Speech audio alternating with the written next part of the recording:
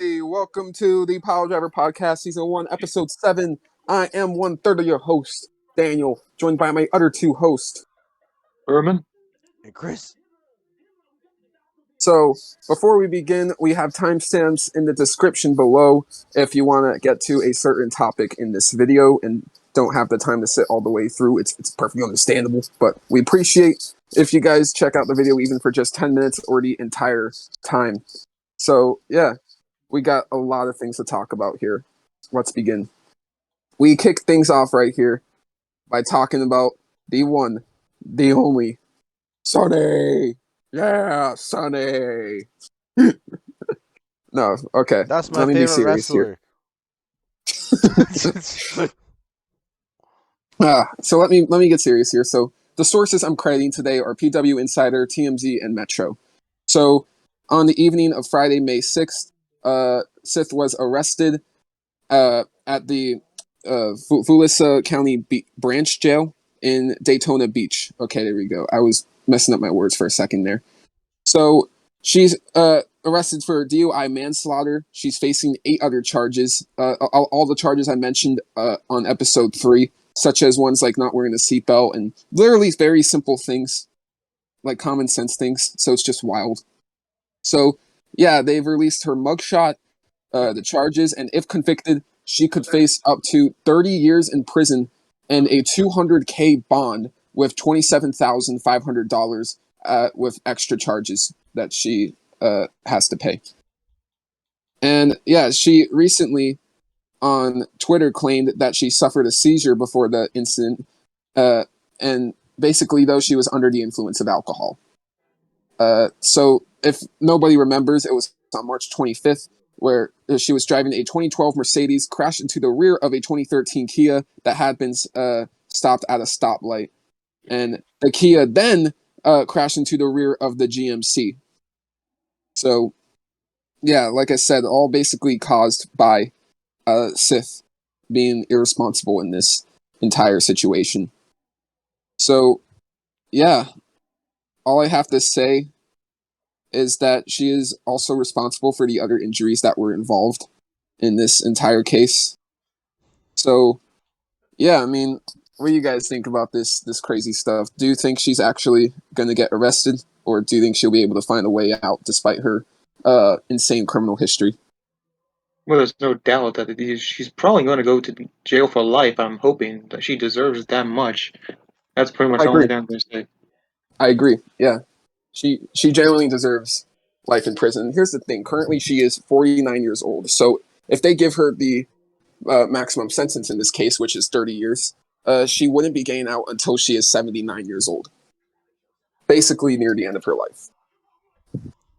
So, yeah, very wild to say. What do you think, Chris? I mean, at this rate, the only person that can fucking get her out of this situation is the same lawyer for O.J. Simpson. But like, honestly, this woman's disgusting. May she rot in prison because she's done this before, and if she gets released, she's just gonna do it again.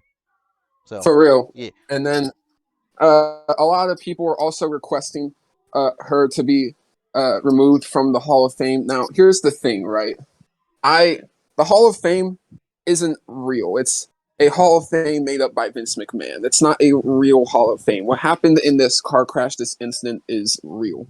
So let's not try to compare something that isn't real to something that is real here, in my personal opinion. But I do believe she should genuinely not be mentioned by WWE again. I do believe she deserves to be blacklisted in the same way that Chris Benoit was blacklisted 15 years ago. Like I said, man, she genuinely deserves to spend a long time behind bars because she has done horrible thing after horrible thing after horrible thing and got away with it at almost every single turn. And yeah, like you said, she's going to need like the best lawyer on this freaking planet to save her out of this one. It's basically game over. And her minimum sentence was put out to be 4 years. And even 4 years is still decent. I don't think that's enough, but 4 years is still definitely a sentence regardless. True. So either way, she's not escaping a prison sentence. That's basically impossible in her case. So I think the ultimate conclusion I have to get to when it comes to Sonny, Tammy Sith, is that I think her life is pretty much near an end. And yeah, if she gets 30 years in prison, then yeah, that means it's literally near an end. This is the end of the Sunny shenanigans, I would like to call it. So, yeah, I think that's all we really have to say about that. This is going to be the last time I talk about Sunny until she officially does, have a sentence and everything is entirely put out there. Because, I don't know, I've talked about this stupid bitch like 3 times, and I'm good. So, yeah, moving on to Roman Reigns. A lot of people have been talking recently as he headed to Hollywood.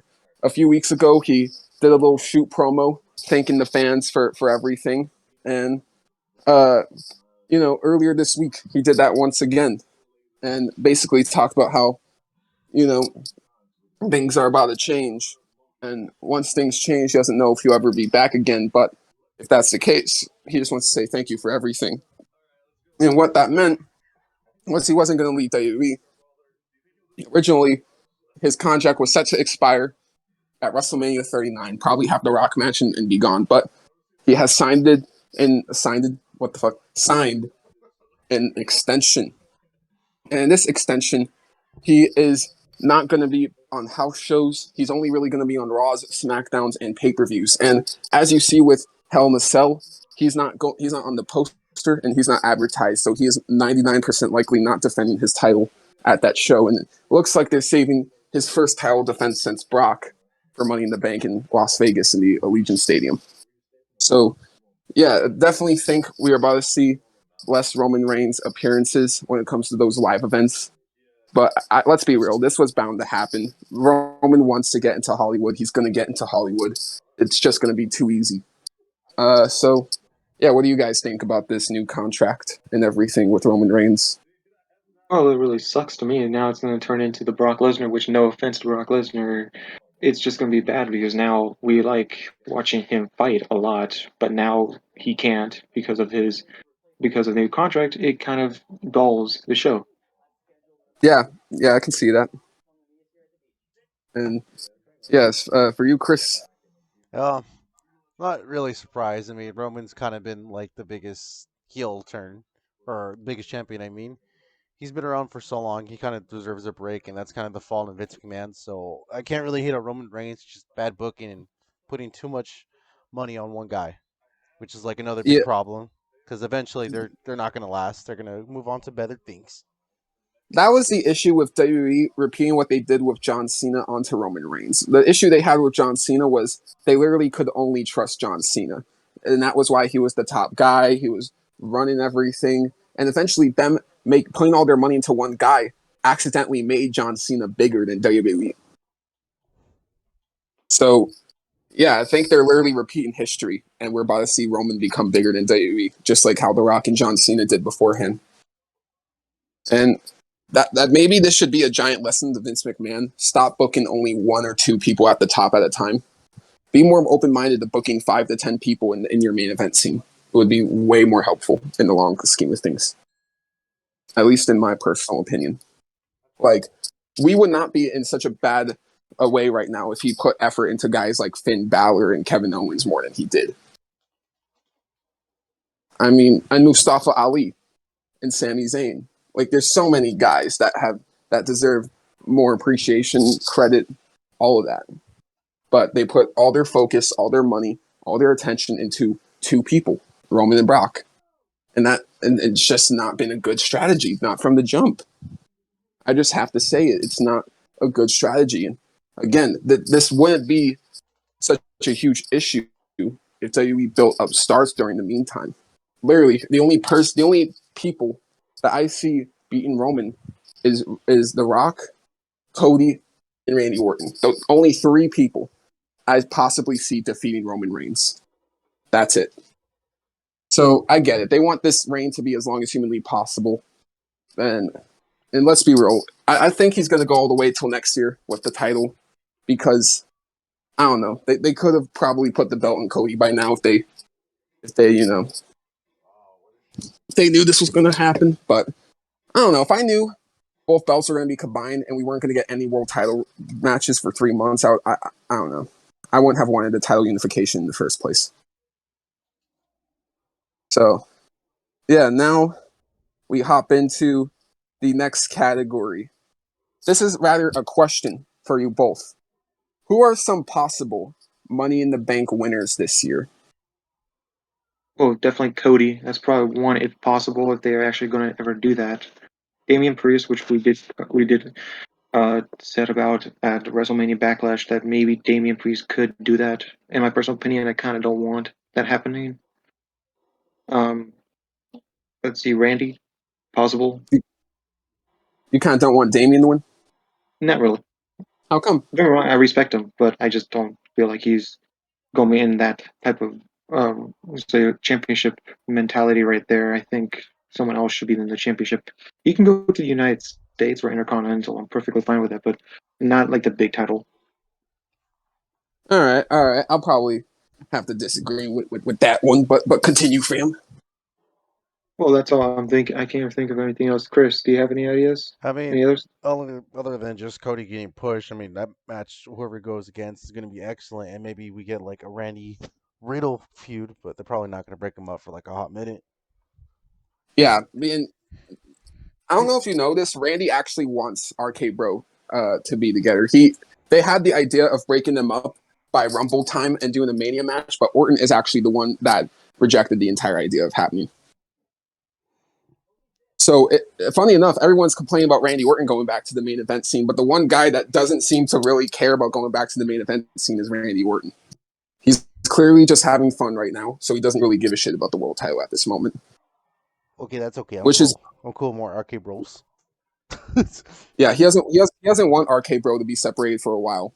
He wants to literally keep the group going as long as possible until people are sick of it, basically. Which is So never gonna happen. it might not, man. It might not. So I wrote down the 5 most possible winners that I could think of for the Money in the Bank. I'm going to start off with the men, then I'm going to go to the women. For the men, number 5, the one I really don't want, almost. But let's be very clear here. They've been pushing that dude a lot for no freaking reason recently. So, yeah, almost winning Money in the Bank is definitely one that I could see happening. Drew McIntyre, number 4.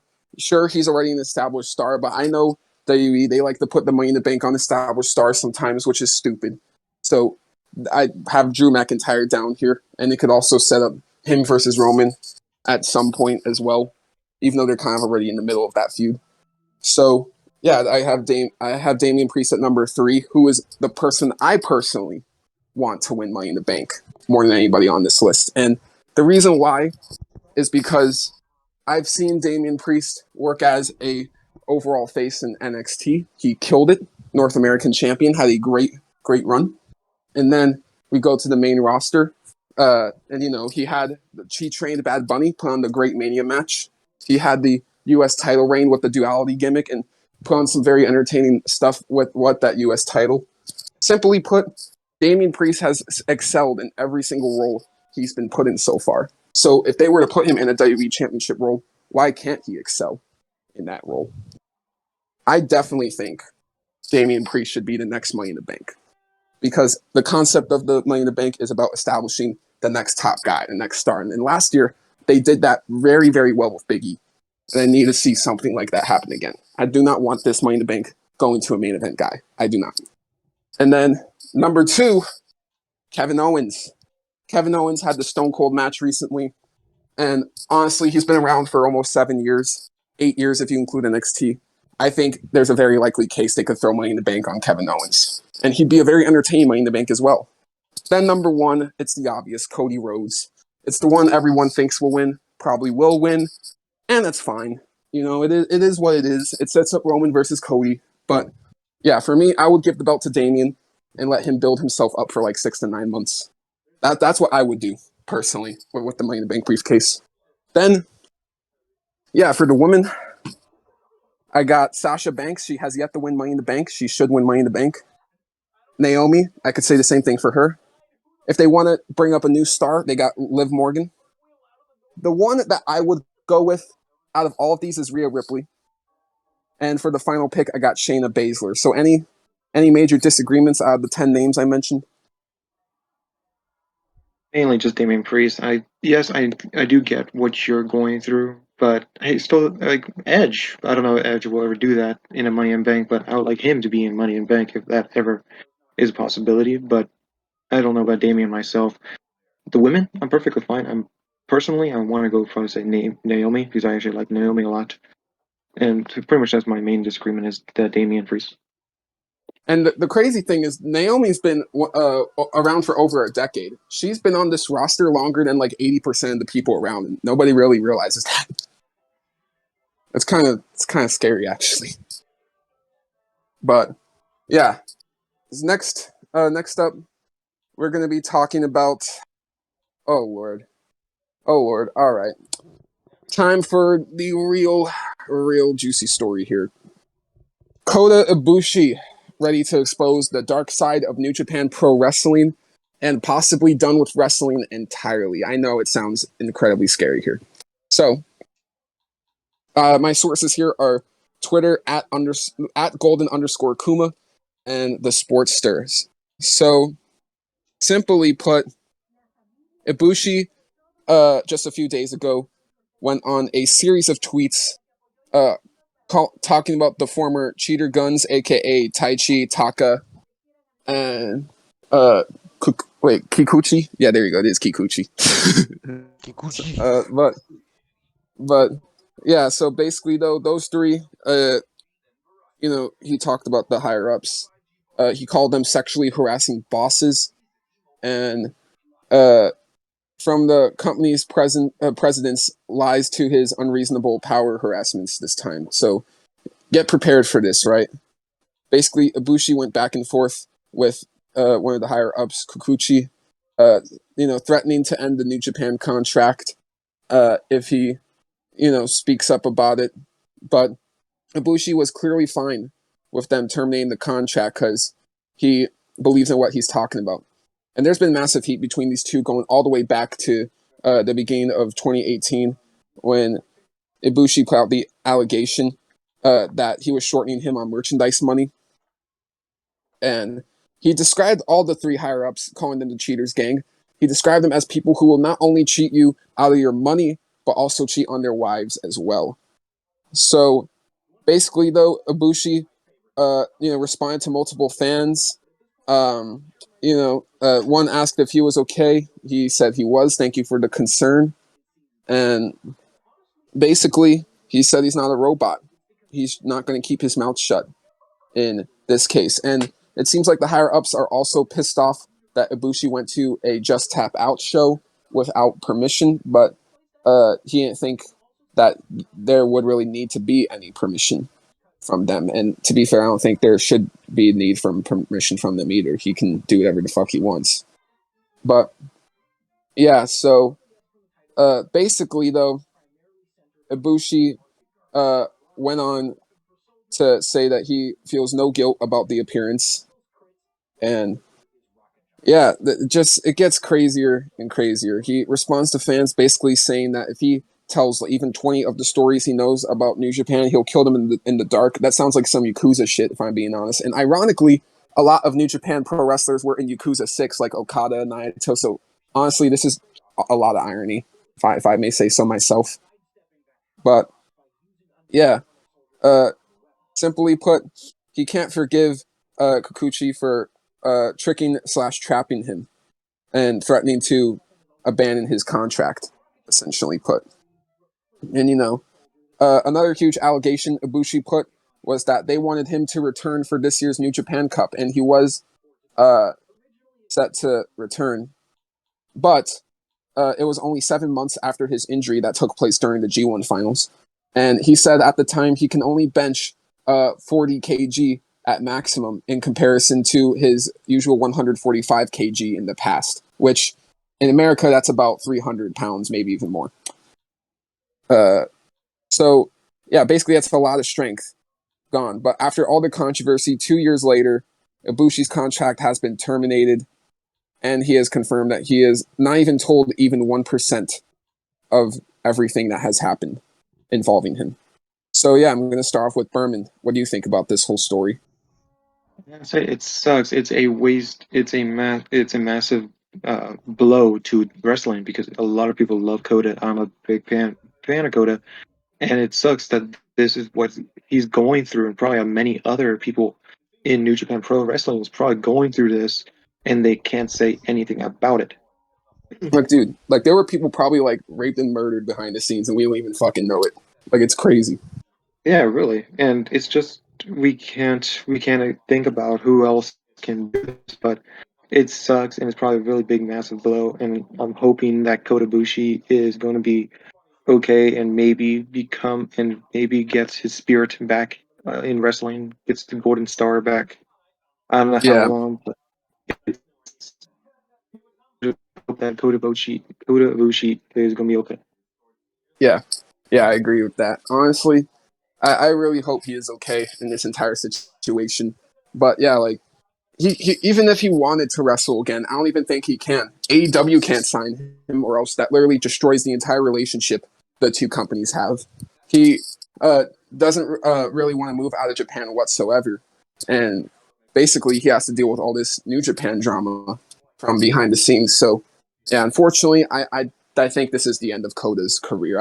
It's a very sad ending, if I say so myself, but I think this is genuinely the last we hear or see from Kota Ibushi in the wrestling world. So what do you think, Chris? I'm hoping this doesn't lead to his retirement. I mean, it seems a bit harsh that his whole wrestling career is gonna be ended like this just for him bringing out the truth of all the backstreets crap that's happening in New Japan. And I don't Yeah, think he should get punished for this. Like that's dumb. He should be praised as a hero. But I understand the but no, complications of like AEW doing this thing with New Japan with the Forbidden Door coming up pretty soon. So maybe down the yeah, and road, hopefully, if more people speak up, Koda can come back to the wrestling when he feels like he's ready. It's yeah, stupid. It's a bad situation. yeah. Like honestly, here and a lot of people were like saying like a lot of people are very worried for his safety because after Ibushi has exposed some of the stuff he has exposed, he hasn't exposed enough yet, but he definitely um has exposed enough to where they're probably after him. So yeah, very very scary situation. I genuinely do not want Ibushi to retire. He is literally one of the greatest wrestlers in the world, not even just in Japan, but in the world. And he's also, just for fun memory's sake, he was literally the only person to ever kick out the one winged angel. He was the only person to ever be the Intercontinental and IWGP champion at the same time. Koda has quite a history to honestly be proud of and respect. And at the end of the day, I thank Kota Ibushi for all the fun matches, even in CWC as well. That was great. But yeah, like I really hope this isn't the end of Koda. I hope he's able to stay safe, even if he doesn't return to wrestling. As long as his personal life is all good, and that's all that matters in the end, honestly. So yeah, now let's talk about that AEW Fight Forever video game. So some information has come out about the AEW Fight Forever video game. Kenny Omega and Yuke's promise a campaign, multiplayer, create a wrestler, and other various modes. They are hoping for a fall of 2022 release. They are going to have a roster of 15, no, not 15, 50 people, sorry, and 16 are already confirmed on the roster. The 16 confirmed are CM Punk, Bryan Danielson, Kenny Omega, Chris Jericho, Young Bucks, Darby Allin, Sting, Adam Cole, Jungle Boy, Owen Hart, Ruby Soho, Hikaru Shida, Thunder Rosa, Nyla Rose, and Chris Statlander. And the gameplay is inspired by older wrestling games like No Mercy and SmackDown Here Comes the Pain. So, yeah, honestly, do any of you guys have any major high hopes for the game or like anything you guys want to see in the game? Well, mainly me, creative finisher. I am always a big fan of creative finisher. I would love to see that bring back mainly that. All right, creative finisher. And then what about you, Chris? Funny enough, I'm actually currently playing the SmackDown versus Raw games, and these are the same developers. And my only hope for this new game, if they can live up to it, is if we get a My Career mode or a GM mode. That's all I want. That's Yeah, all I require. And don't overdo it with the my GM or my DLCs. career? Yeah, and then they can't overdo it with the DLCs like 2K22 because that's bullshit. Okay, Don't overdo it. that's another fair critique. Don't overdo the DLCs, but I would be very shocked if they don't overdo DLCs based off of how small this roster is. Like, I know it sounds like I'm bitching about the roster a lot, but let's be real. 50 people is not enough. It's not. WWE games usually have 160 to 220 wrestlers.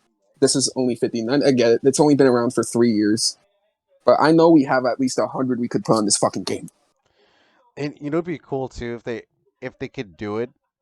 Like I know, are they allowed to like put like other wrestlers like since Cody Rhodes left and like the previous people that signed out, are they going to be in this game or is it like not confirmed yet? Because that's what I'm thinking. I think it's possible because maybe they might put maybe more DLC. I think probably DLC probably will be those people who recently came into the company.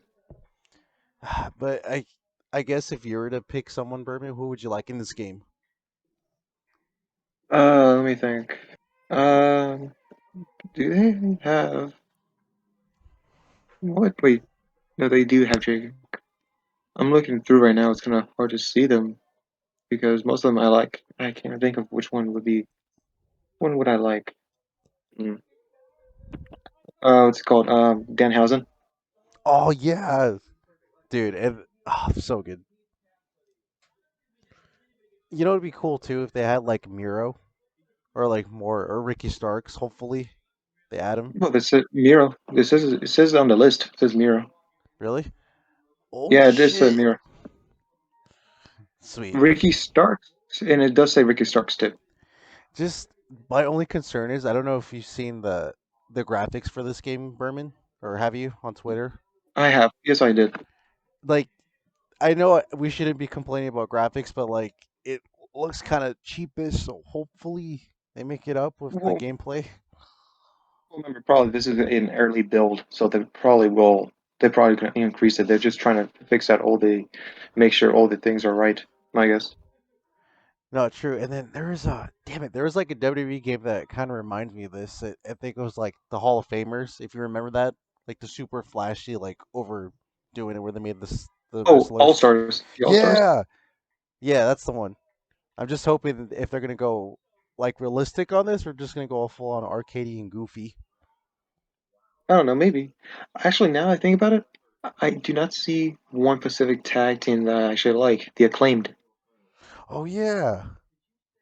I like Acclaimed, and that's my type of style. And I would love to see them actually in this game. I don't see them. Oof. Oh, hopefully they don't charge them like, oh, you want the acclaimed guys and you want all your favorite guys from Dark Evolution? Give me $15 per pack, please. Yeah, that would be messed up as hell.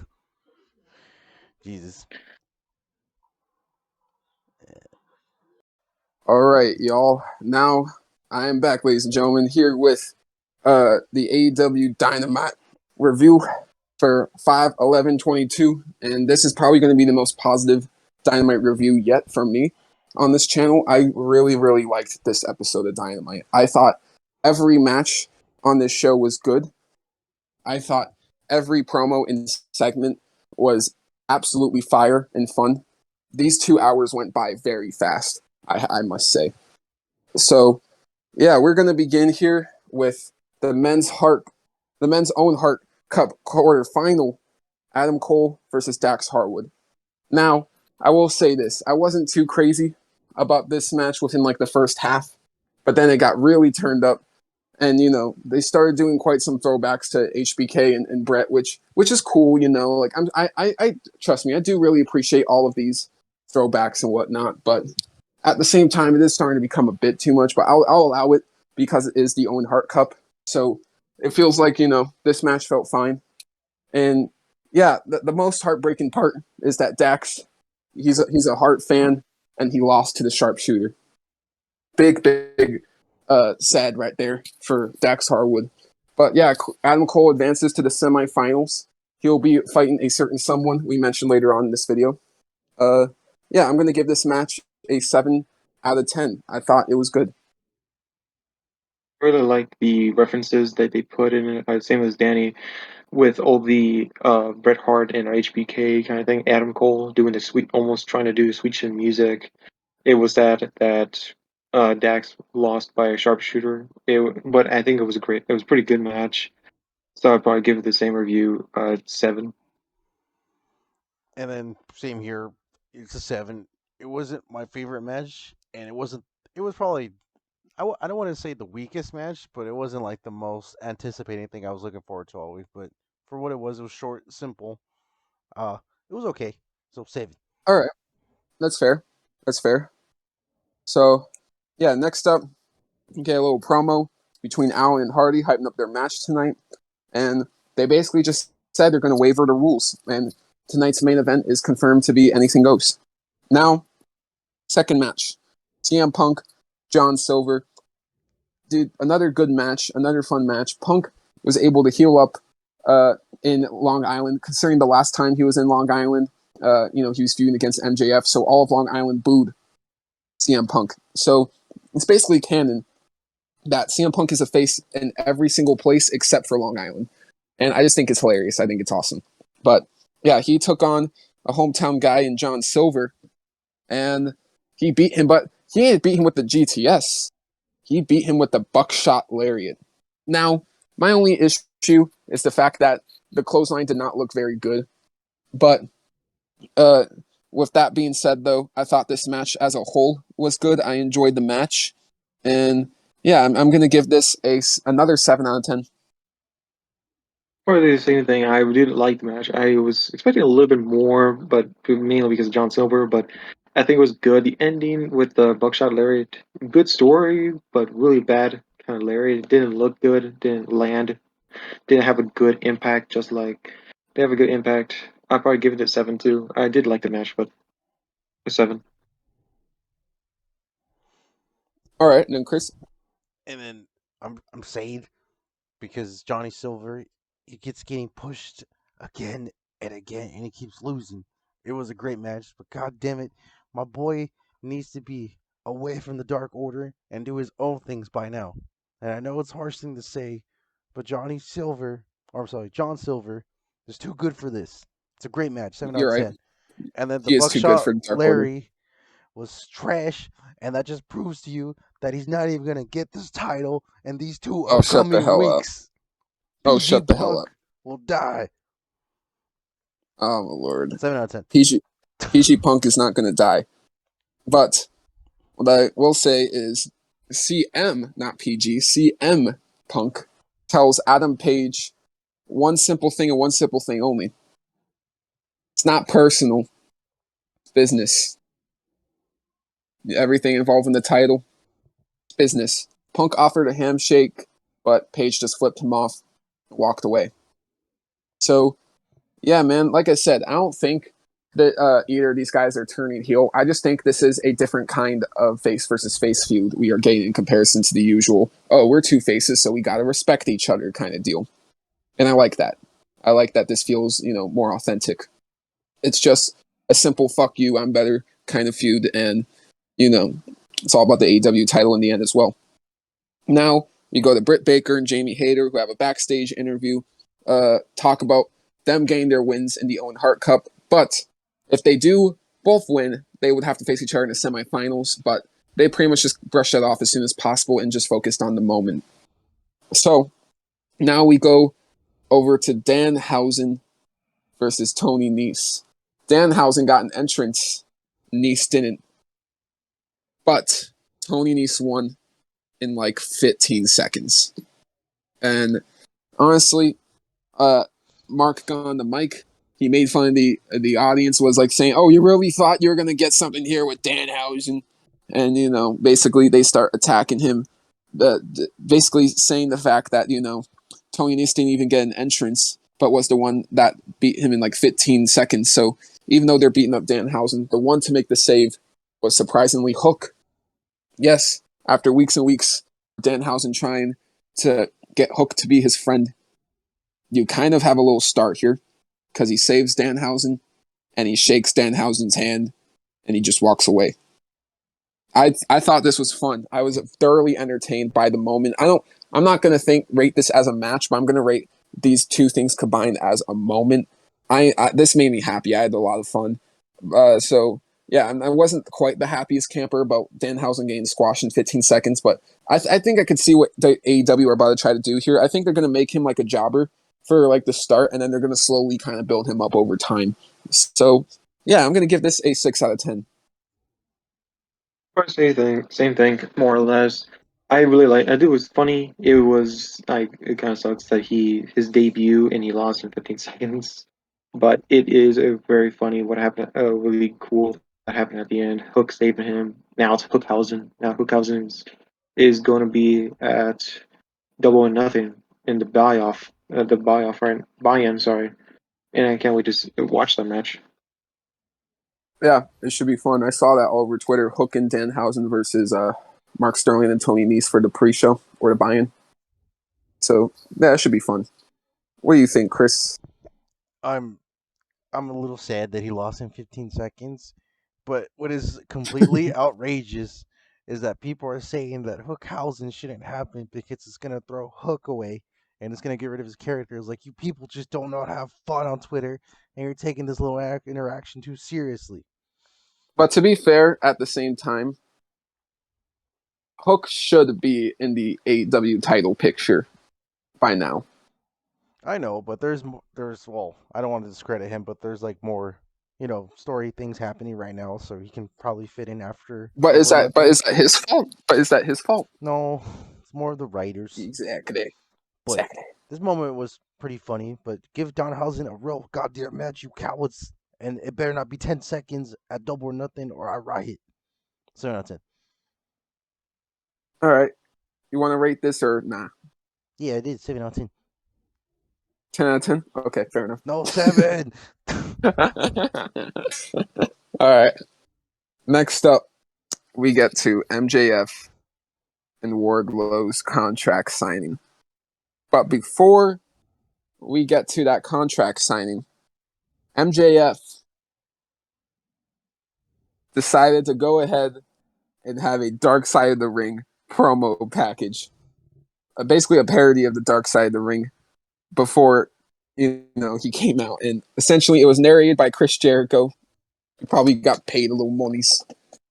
As it was mentioned in the cameo, he was like, "Really? Do I have to praise this dipshit?" It was honestly a very funny little entrance. And I love the fact that MJF only does special entrances in Long Island. it just goes so perfect with his entire character. So honestly, without a doubt, this was just classic. This was easily my favorite part of the entire show. Just this one entrance alone. I mean, what do you guys think about the Dark Side of the Ring parody by MJF? I liked it. It was kind of funny, and I liked that he was like, this is the only place that he gets cheers by Long Island, but it was really, I did like it. It was pretty good. Yeah. And then, what about you, Chris? I'm so happy that MJF is finally getting the recognition he's been deserving for the last couple of years. And for me, Long Island is not going to be the only place where he's going to get pop-up moment. I'm going to be there. I'm going to be his biggest fan. Oh, no. I'll be the MJF stan. Oh, no. Yeah. But no, the Dark Side of the Ring was perfect. It was, but we're probably going to get an episode of AEW in the future. So funny. Dude, so funny. They are going to make an episode of AEW in the future, probably. But yeah, this contract signing was fun as hell. MJF was like, "Boo anytime this man talks." And they actually did boo anytime Wardlow would talk. And that crowd was just all open for MJF. They loved the hell out of MJF. And it's just, like I said, it's very unique when you're able to play such a good character to the point where you can choose where you get cheered and booed. That's how you know you're damn good. So, yeah, this was very fun. Wardlow looked like a superstar, knocking down literally like 20 freaking security guards on his own. And he almost got some offense on MJF, but it just wasn't allowed to happen. He got a punch in on Shawn Spears, but yeah, simply put, I thought this was a very thoroughly entertaining contract signing. But now I get to my ultimate issue. So MJF says you can face me if I give you 10 lashes with the belt and you fight Shawn Spears in a cage match. And then if he does both those things, he gets the match with MJF. Here's my major issue on that. This whole cycle already happened with Cody Rhodes. Cody Rhodes in 2020 before Revolution, he did the 10 lashes and then had that cage match with Wardlow. And I don't know, and then it's kind of like how people were comparing the Punk feud with the Jericho feud. Punk had to fight person after person just to get his hands on MJF, just like how Jericho went through the 5 labors of Jericho. Simply put, these storylines where MJF has like all this power and makes the other wrestler run through hoops just to wrestle with him, it's getting very repetitive and tired, in my opinion, when it comes to that style of booking. I want something new for his feuds, please. So that's really all I have to say about the contract signing. Anything for me, I'd probably say that it is kind of getting stale a little bit. I was expecting a little bit new, mainly when he will probably have it in a match and handcuffs do it in a match, not like taken off. I want to see Wardlow against MGF, but MJF say, "Oh no, don't take those handcuffs off. You're gonna have those handcuffs on the whole entire match," because that would be more interesting. But it's kind of getting dull with all these. I was going to say these labors that Wardlow needs to go through. Yeah, and then like I said, man, like it wasn't even like Wardlow that had to do this. He made Jericho do it. He made Punk do it. It's like he made Cody do it. It's honestly getting very tiring. Like these are all like the same feuds happening over and over and over again. I just don't really like it. What do you think, Chris? It's getting tiresome, dude. It's so tiresome. And honestly, at this rate, if Tony Khan's a smart dude, and I know we talked about it earlier, just give MJF his money. Because after this feud, they could probably do an Adam Cole thing. But after that, I'm Like, not quite sure what else they could probably do with MJF. if we're being completely fair here, he's been ready to become the AEW champion for 2 years now. They're starting to run out of time. Like, Punk, whoever he drops the belt to, it has to be either Hook, MJF, or Eddie Kingston. If it is anybody other than those 3, that's a problem. Just give me Sammy Guevara. Next topic. Lethal and Friends talk about the Joker. And yes, that's the official staple name. It's Lethal and Friends. And I'm just going to say it. Lethal and Friends is one of the worst things in all of AEW. I cringe and cannot care anytime I see these asshats on my television screen. What do you think, Berman? I'd probably say the same opinion. It's just dumb. It's just Great Khali and 2 guys next to him, pretty much. Clearly. Dude, don't hate on Great Khali. He was a good salsa dancer. Yes, we all remember the great salsa dancer, Great Khali. God damn it. But next up, it was bad. What were you about to say? I was about to say it's bad, but hopefully they improve soon. Yeah, I agree. Next up, we got my match of the night. FTW Championship match. Ricky Starks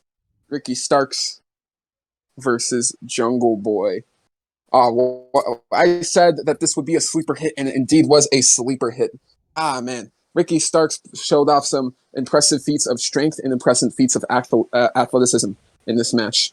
And Jungle Boy definitely did his thing too. Jungle Boy does some amazing stuff in the middle of that ring sometimes, and he did on Dynamite for sure. But yeah, in the end, unfortunately, Swerve Strickland accidentally caused a distraction to help Ricky Stonks retain that championship. And yeah, after the match, we got something that we talked about last week on the podcast, ironically. I predicted or suggested the idea of Jurassic Express fighting Swerve and Keith Lee and Hobbs and Starks in a triple threat tag match. And it looks like that is indeed the direction they're going in. And I'm very, very excited for that, I must say. So, yeah, Berman, what do you think about this match? I'm going to give it a 9 out of 10. Pretty good review, like I say.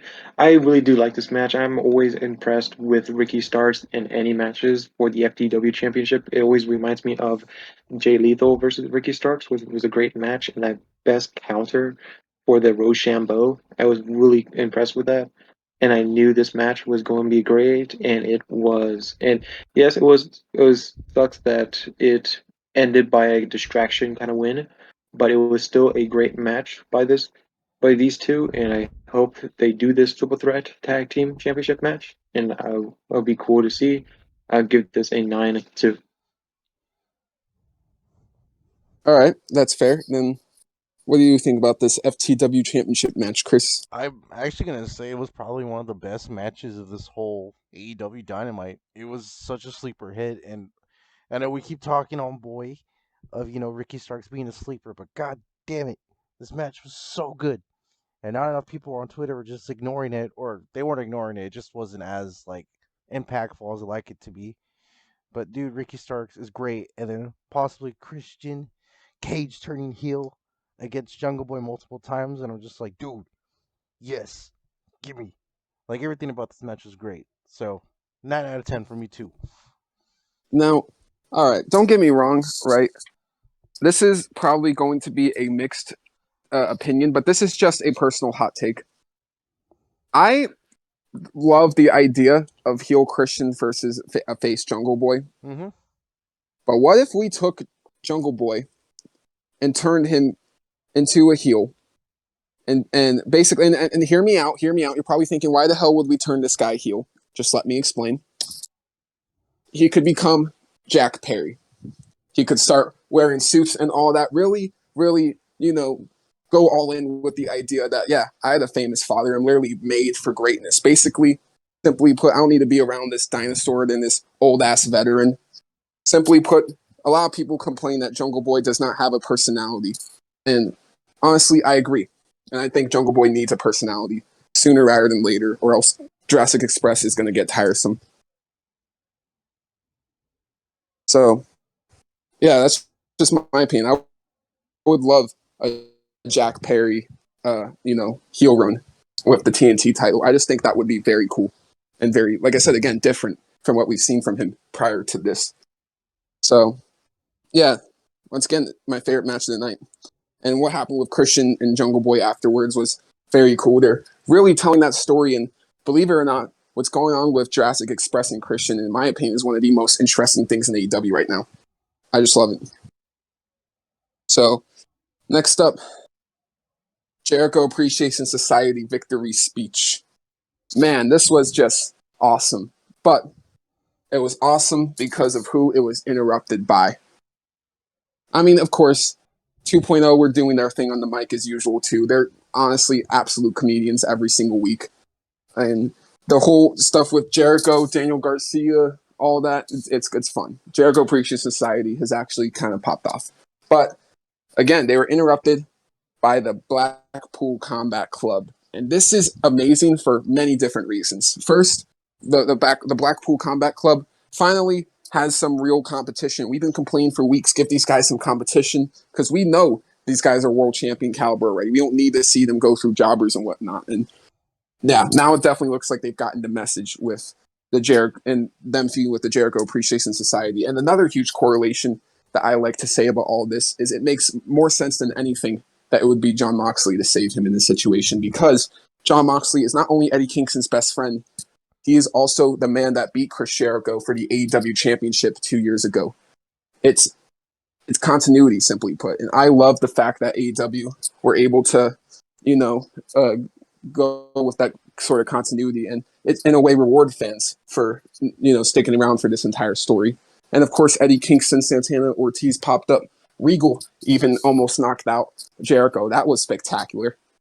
Just, yeah, this segment was awesome. And that's all I can really say about it.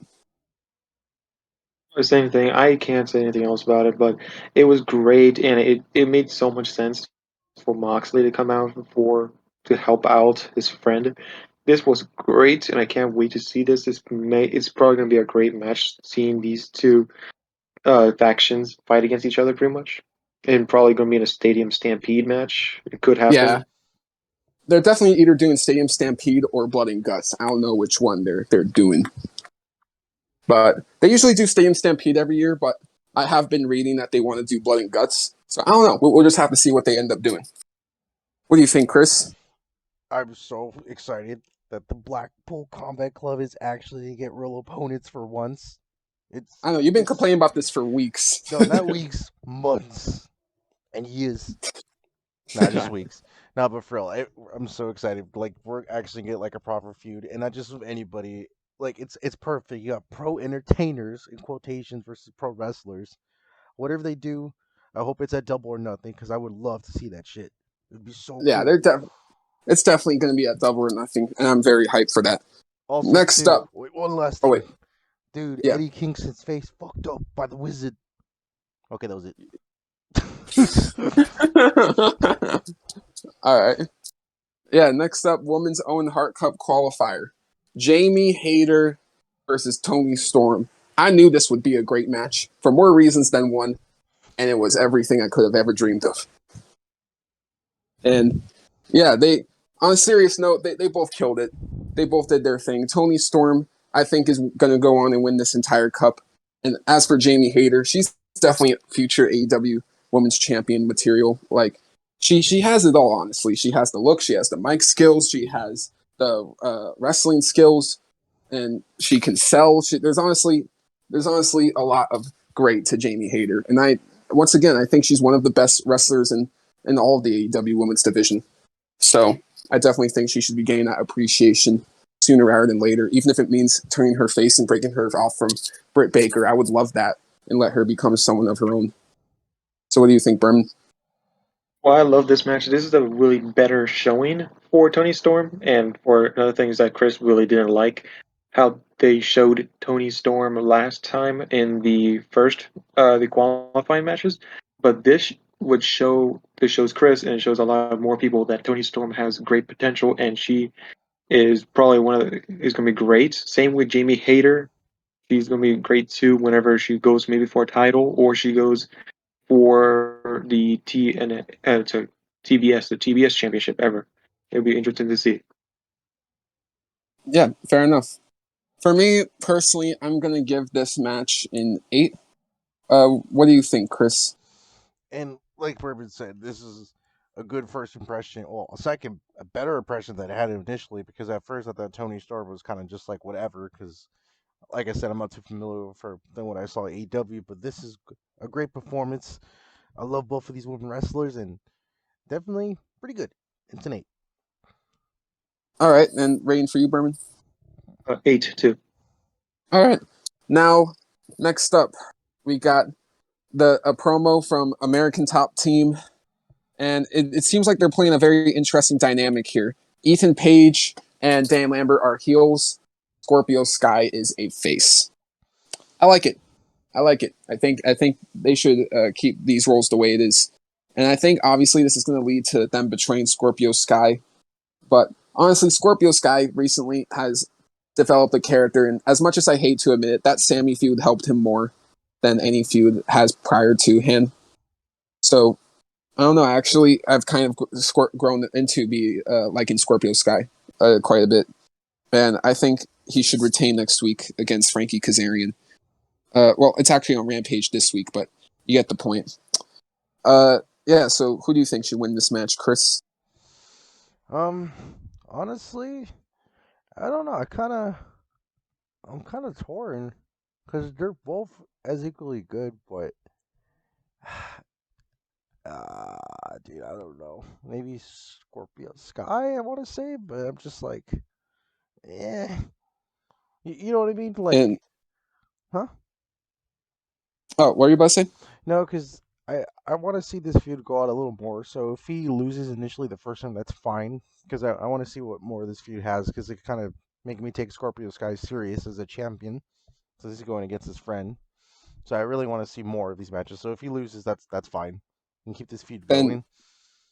And then sorry, I forgot. Mm-hmm. Berman, what do you think as well? Do you think Sky or Kazarian got this on Rampage? We're gonna go Scorpio Sky. I think this should be a great thing and a great growing opportunity for these two, and it could really become a pretty good rivalry between these two. And I'm hoping that they become more, and the TNT Championship becomes better, like in the Brody Lee days. Right. Yeah. And like Scorpio said, he wants to bring respect back to that title. What does he have to do that? Put on bangers every week. It's just that simple. Now, I will say this though. There's one thing I am kind of nervous about. And that thing is, what if we have Sammy Guevara winning back this championship at Double or Nothing? I know. You guys did not want to think of that possibility at all. But just think of it. No. So three-time TNT champions are Cody Rhodes and Sammy Guevara. Why did they have Sammy Guevara win the title Battle of the Belts for basically what was only a week and a half long title reign? That wouldn't make much sense, right? Unless if they were trying to have Sammy break some kind of record. No. I think we're doing this match. Sammy causes a DQ. We do a triple threat, and he wins the title at Double or Nothing. I hate it. I really hate it. But I think that's going to happen. 4-time TNT champion, making him the person to win the TNT championship the most. Dethroning Cody off that record. Because let's be real, Tony Khan's more salty about Cody than we all want to admit. He's probably going to break that record just out of spite. I can't really see it going any other way. I mean, what would you guys think about that possibility? I really hope not. I want Sammy Guevara to go to his own side of everything and just let it go. Don't get me wrong, it might happen with this thing that happened after the promo, but I'm hoping that it doesn't happen. I'm just hoping that Scorpio Sky wins or Frankie Kazarian. I'm hoping Sammy Guevara, the crazy a-hole, does not win at all. I just hope that he just goes away and goes to a separate dimension, I would say. All right. And what about you, Chris? Dude, if I see Sammy win that belt, I'm going to walk away from that stadium. I'm getting my money back, dude. I don't want to see him ever again until he's better. Until he's better. I want the old Sammy, like the old Kanye. I think, here's the truth. I think Sammy has just kind of always been an asshole, and we're now just figuring it out. I don't think there is such a thing as bring back the old Sammy. I just think he's always been a human piece of shit. But, hey, that's just my opinion. But, no, with that being said, though, I'll be okay with him winning the belt under one condition. If this leads to Eddie Kingston dethroning Sammy and winning his first belt at All Out. That is the only scenario I'll be okay with Sammy getting one more title run. That is the only way I'll be okay. I want Eddie Kingston to destroy Sammy and Ty. So speaking of Sammy, he interrupts Kazarian backstage and he tells him not to trust Scorpio Sky. But Kazarian tells him, dude, I don't need to hear about trust from you. And Sammy goes, all right, suit yourself, and insults him basically. So, like I said, Sammy's going to get involved in all this. He's still after the TNT belt. He's going to get involved. Just expect it, and we'll all be better off. Now, main event time. Men's Owen Hart Cup, quarter final. Jeff Hardy, Darby Allin. This was only 10 minutes long. But if they wrestled any longer than those 10 minutes, someone might have died. So, yeah, great match. Great match. Freaking Darby with the senton off of almost off the top of the ladder, threw a bunch of chairs. That spot was crazy. Jeff Hardy hitting the swanton bomb on the stairs but missing was actually a reference to a 2014 Impact match that he had with Bobby Lashley, funny enough. So, I remember that little callback as well. And Darby hitting the coffin drop and then getting rolled up is a actual callback to one of the Darby Cody matches, I believe, as well. So there were a lot of callbacks to some certain matches, and I don't know. I really liked it. It was short. I got the point across. It was great. 8 out of 10. I always say the same thing. I really love this match. It was just chaotic, and if you when you watch this match, you actually feel the pain of these two because you can see how brutal they land on these chairs or on the stairs, and it was brutal. I really liked the ending was pretty good, and I liked at the end that they shook hands, saying, "Hey, everything's good. We are still good friends." And I like that sportsmanship at the end. And I think it was a great match. I would say an 8 out of 10 for me too. All right, respect. Then, what do you have to say, Chris? I have to say, I hope these two guys are actually okay because god damn it. This match was so good, but dude, like that must have been so painful of Darby Allin like destroying his spine not once but twice. And not to mention the fact that Jeff Hardy got that clean ass sneaky win after you think, Darby was gonna hit the coffin drop, and then Jeff Hardy's like, no, this is my time, and they pins Darby with the 1, 2, 3. It was so much fun. But I hope to God they're okay. Because that looked really painful. It was awesome. I don't blame you. I don't blame you. This was awesome, and honestly, that Darby ladder spot is literally gonna live rent free in my head. I don't know what else to say other than that. Yeah, really, really great. Had you know what? No, I'm gonna stick with the same rating. I believe this show was a great show, and it was one of the best AEW Dynamite episodes of the year so far. Definitely a top 3. So I'm gonna give this an 8.5 out of 10. What are your show ratings, guys? 8.5 for me too. Same as well. All right, sweet. And yes, that was our AEW Dynamite review and the season 1, episode 7 of the Piledriver podcast. Thank you all so much for watching. We'll be back next week. I've been Daniel. I've been Berman. I've been Chris.